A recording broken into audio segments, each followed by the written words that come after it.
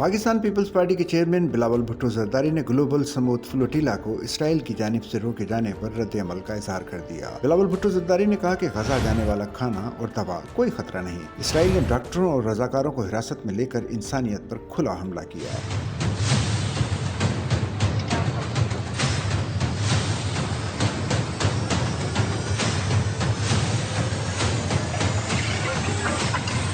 उन्होंने कहा कि इसराइल ने पाकिस्तानी सेनेटर मुश्ताक अहमद खान को गिरफ्तार करके आलमी कवानीन की खिलाफ वर्जी की। बिलावल भुट्टो जरदारी ने ग्लोबल समूद फ्लोटिला से गिरफ्तार तमाम अफराद की रिहाई का मुतालबा भी किया।